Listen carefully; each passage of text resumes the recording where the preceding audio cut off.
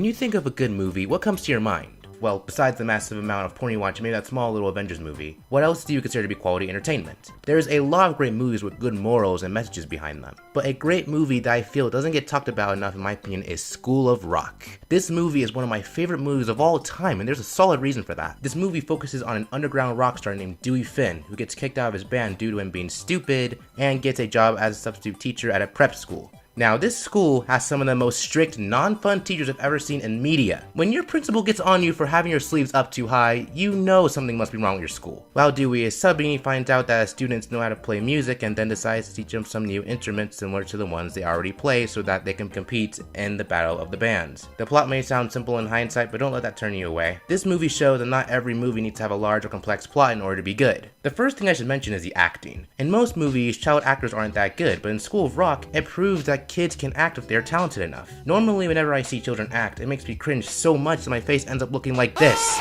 But in this movie, the acting's great. Every child actor in this movie is actually quite likable, and is even a bit relatable to a degree. The same goes for the adults as well. Jack Black acts like, well, Jack Black. But Joan Cusack does a great job playing Principal Mullins, and I think Mike White does an amazing job playing Ned, which leads me to another reason why I love this movie. Character development. If you were to ever ask me to give you an example of well-written characters who go through whole character arcs, I'd point this movie out instantly. The character development in this movie is so clear-cut that even I could understand it back when I first watched it as a brain-dead 5-year-old. At first, Dewey hates his students and wants nothing to do with them.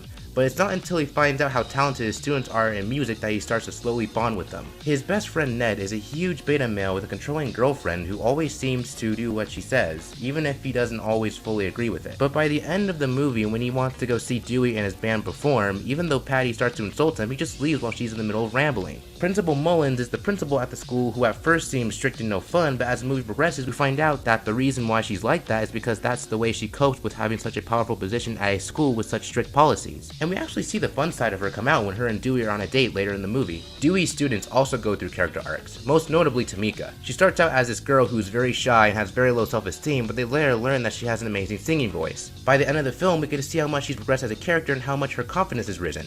The movie does such a great job at establishing the problems and character arcs that everyone goes through that by the end of the movie, you're happy that the crowd catches Dewey when he stage dives. You're happy when Ned ignores Patty and goes to watch Dewey perform, because you see these characters start from the bottom and rise to the top in their own way. Ned's character arc was definitely my favorite by far though. Being someone who comes from a family that has a history of controlling women, it was great seeing a wimpy character like Ned stand up to his girlfriend and do his own thing for once. I also love the art style and creativity for this movie. The movie does a really good job at emphasizing the theme of rock and roll. In fact, I'd say the beginning scene is the most creative scene in the entire movie. Rather than just having the names and companies appear on screen, they instead appear on people's jackets and on signs. The movie is so creative that they even make scenes like the ending credits very unique and charming by having Dewey and his students break the fourth wall all while singing a cover of It's a Long Way to the Top. The thing that makes this scene for me is when Dewey spazzes out on the floor at the end while performing his solo, because it really shows Jack Black is having a field day while playing this character. All in all, School of Rock is still one of the greatest pieces of media out there and is well worth your time and money. I give this movie a 5 guys out of 10, go check it out and definitely watch it over any of these movies. School of Rock has left behind a great legacy, and while it's a shame we'll never get a sequel, we can all at least be content with how great of a reputation the movie has left behind. Wait, what is that music?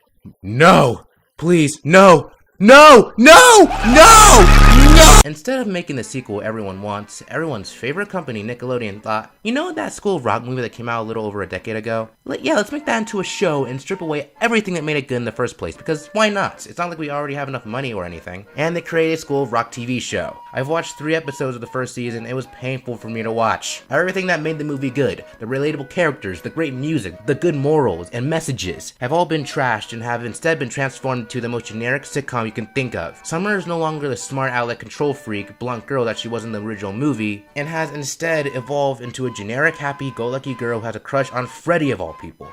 And Freddie's changed too! The rebel who wanted to succeed in drumming and had an edge to him has now been replaced by a pretty boy who's good at talking to girls. Katie is gone for some reason, even though she played a crucial part in the original film because she played the bass. But by far, the most insulting character change that they made to the show, in my opinion, is what they did to Lawrence, or Larry. Lawrence in the film is a keyboardist who isn't confident in his ability to play, but still wants to try to improve so he can get good at his craft. And he also is kinda socially awkward. Lawrence in the show is not only played by a white guy, but he is extremely nerdy and has a lisp that is so annoying I honestly cringed every single time he talked.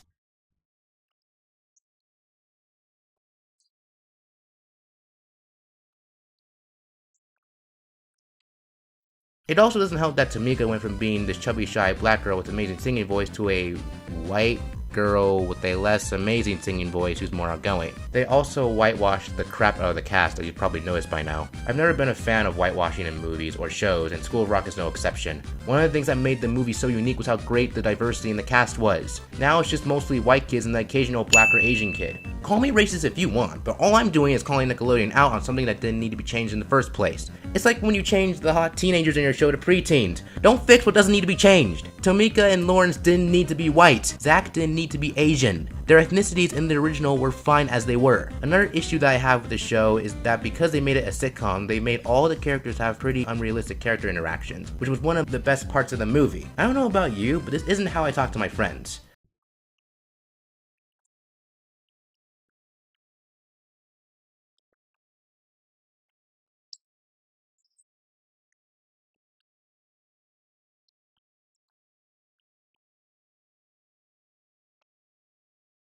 What the fuck? Also, you gotta love how frequently the laugh track plays throughout each episode as if the jokes are actually funny. I'm going to play a short clip from the first episode, and I want you guys to tell me all the stuff that is actually funny in this 20-second clip.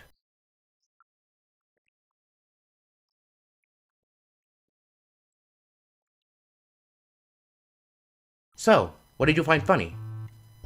Nothing? That's what I thought. The jokes are bad, the rock music played in the show doesn't have that edge that it used to have, and everyone's character has been changed for the worse. In fact, the second main reason why the show is so bad is because it doesn't have that rebel theme the original had. Look at the scene from the movie where Dewey teaches his students about how to stick it to the man and just flat out how to be rebellious. But you can't just say it, man. You gotta feel it in your blood and guts. If you wanna rock, you gotta break the rules. You gotta get mad at the man. And right now, I'm the man. That's right, I'm the man. And who's got the guts to tell me off? Huh? Who's gonna tell me off? Shut the hell up, Schneebly.